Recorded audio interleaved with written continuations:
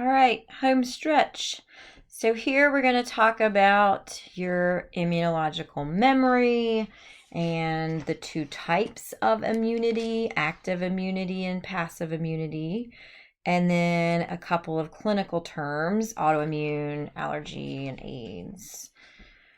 Okay, so immunological memory or immunologic memory is something that comes with exposure. So you have to be exposed to something in order to build up a memory to, and it's just like learning, right? So you have to learn it and be exposed to it before you can learn it. Well, your immune cells work the same way. And we've talked about you have memory T cells and B cells. And in the T cells, you've got memory helpers and cytotoxics. So it's all of these memory versions that we're talking about here, and your antibodies come into play as well. So the primary response is going to be your first exposure to whatever this antigen is.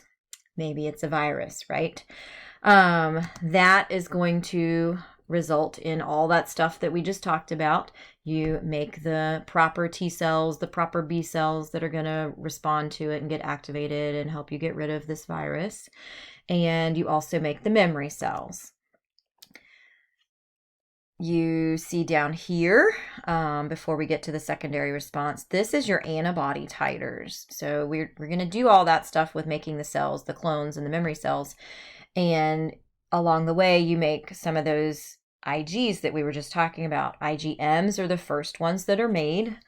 And those are going to get produced a few days in. There is a little bit of a lag phase just because it takes a while to do all of this. And then your B cells have to make the plasma cells, which end up making the antibodies. So that takes a while to get going. And then you'll see a peak and then it falls off, and then your IgGs take over as a secondary peak. Your secondary response is going to be whenever it is that you're exposed to that same exact pathogen the next time. Evolution of microbes is very interesting. They're going to probably have some of the same antigens on their surface next time you see them, but they've probably evolved. Viruses and bacteria, they reproduce super fast, and so they're able to make genetic mutations, that's evolution, and have some differences in their appearance. And that's why, like, we have different flu vaccines every year.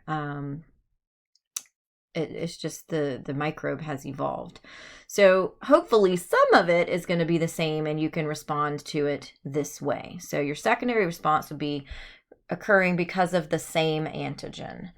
And this is going to be because of the memory cells that you made that first time. These same memory cells that you produced way back here, they're still around. They're still circulating, and they're going to make a more rapid, way more powerful response.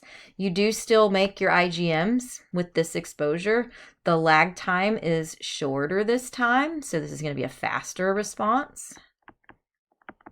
And look at this. This surge in the IgGs is way higher. So you get a stronger response this time too. So much, much stronger response, much faster response. And that is thanks to those memory cells, the memory helpers, memory cytotoxic, and the memory B cells. And you can start cranking out more of those antibodies way faster. All right, so that's all you need to know on that. We're not going to get into any more detail with that, but your book certainly does go into more detail. Your last little flowchart here discusses active immunity and passive immunity, and it is fantastic. It's a great summary. It's not too detailed here. And again, I recommend that you draw this out, you putting things in your own words and summarizing things, and then putting some examples underneath, and I'll go through some examples of each. So first off, we've got active immunity and passive immunity. Active is whenever you actually actively produce antibodies and memory cells. Actively. In your body, you make the antibodies. I am stressing that because it's going to be different on the other side.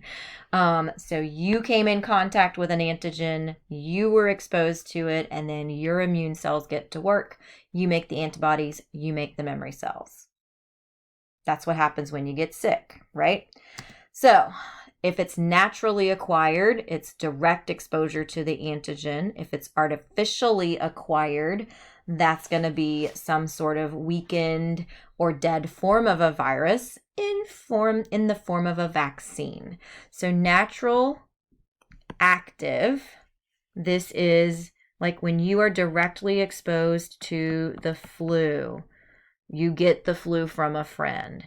You get, God forbid, a virus, right? It's exposure, direct exposure. You picked it up on a surface or the air or whatever. Artificially active, you're still going to respond to it, but you didn't pick this up naturally. You picked it up artificially.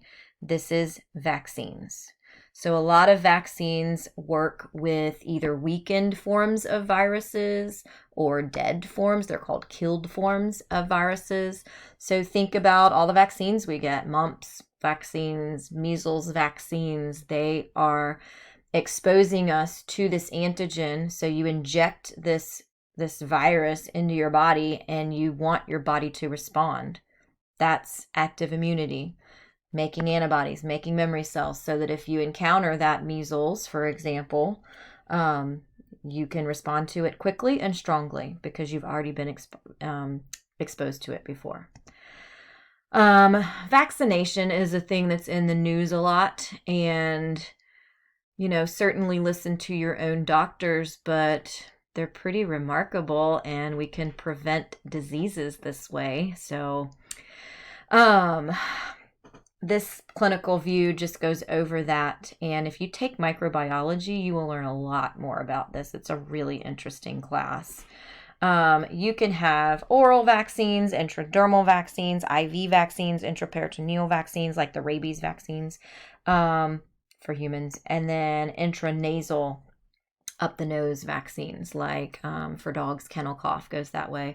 I think there's a flu vaccine for people that's intranasal as well. So they kind of review why we do vaccines and a little bit on the responses here and why that's different, and periodic boosters. So you've probably heard tetanus shots need to be boosted every 10 years. So every vaccine has a different, it's called a half-life or a lifetime. So sometimes they have to get boosted more frequently than others. You may have experienced this with your pets or your kids. All right, the other side here is our passive immunity, and it's passive because you are getting these antibodies from someone or something else. Might be from a person, might be from another species, another animal, might be from a bacteria even. So usually animals or people are used for this, but there is no memory here. So you're not going to be producing memory cells. You're just getting the antibodies. So there's two ways to get this. Naturally acquired is going to be, Mother Nature doing its thing. These are the IgGs that we talked about earlier, that the mom makes IgGs, and those are the ones that can cross the placenta and go to the fetus. You can also get natural immunity from breast milk from the mom to the baby. So both of these have to do with moms and babies. And there's 3 different IgGs that can be, or antibodies that can go through the breast milk. And that was in that chart I went over, I believe. So it's GAM or MAG, however you want to remember that. So GAM or MAG, whichever way you want to remember it. Those are the ones that you get from breast milk. So that's natural acquisition of passive immunity from your mom through birth or through breastfeeding. And then artificial acquisition is when you hear people talking about having anti-venom injections. Like if you were bit by a poisonous snake, it's real important to have the anti-serum, it's called, or anti-venom injection within a certain period of time. That anti-serum is antibodies. And those antibodies can then get to straight to work and save your life in some instances. So we get these from either people that have been exposed in the past and had time to build up their antibodies. I think they can be extracted from plasma donations that way, or from, I know this is sad, but a lot of times what they do is they'll inject a rabbit with snake venom, and then the rabbit makes antibodies against it, and then they kill the rabbit and they get the antibodies that way. So that's what they used to do. I'm pretty sure they still do it the same way.